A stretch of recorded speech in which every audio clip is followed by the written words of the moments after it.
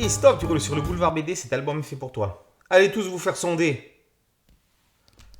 Les moins jeunes s'en rappelleront peut-être. En 1981 sortait sur grand écran une comédie franchouillarde guimauve, Le Roi des cons. Georges Leroy, Francis Perrin, éternel romantique, collectionne les petits boulots comme les conquêtes féminines. Pourtant, un jour frappe à sa porte Sophie Labranche, Marie-Christine Descoings, qui réalise des sondages d'opinion à l'aveugle. Coup de foudre réciproque doublé par le don inné de Georges de prédire immédiatement le résultat des sondages qu'on lui propose. Un talent incroyable pour une agence de sondage. Source inestimable d'informations en tout genre, que ce soit pour raisons commerciales, sociales, politiques, écologiques, comportementales, les instituts de sondage s'immiscent dans tous les domaines de la vie quotidienne. Leurs résultats, s'ils sont fiables, fascinent parfois le public et donnent une image qui se veut fidèle du mode de pensée de la population. En les comprenant, en les interprétant au besoin, les sondages surprennent parfois, ce qui ne les empêche pas de se tromper souvent. Les sondages politiques, lors de grandes élections, américaines, françaises, en ont encore été dernièrement l'épreuve. Tout sondage n'est qu'une hypothétique vision des opinions réelles du public.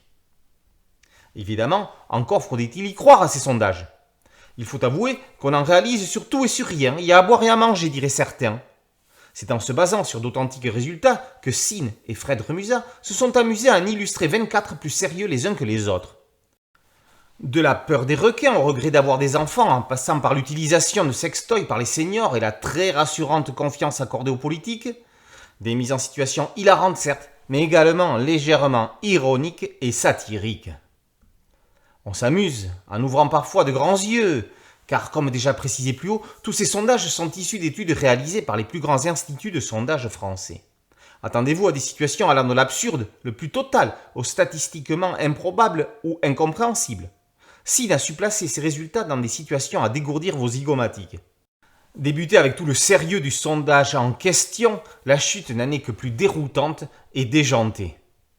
Le graphisme à la fois réaliste et caricatural de Fred Remusat colle parfaitement avec les intentions de Sine. À ce sujet, par pure coïncidence et hasard, dans le sondage 27% des Français pratiquent le jeûne, l'un des deux protagonistes ne serait-il pas le jumeau BD-isque d'un scénariste, romancier, journaliste, spécialiste des familles royales belges ? Patrick, qu'en penses-tu ? Mais quoi qu'il en soit, ce sondage est formel. 100% des personnes qui ont aimé ce premier tome l'ont lu, et là, pas d'erreur d'interprétation possible. Allez tous vous faire sonder par Sine et Remusat, et paru aux éditions Fluide Glacial. Merci à mon ami Thierry Ligaud pour cette chronique Boulevard BD. C'est un podcast audio, un site dédié et une chaîne YouTube. Merci de liker, de partager et de vous abonner. A très bientôt sur Boulevard BD. Ciao.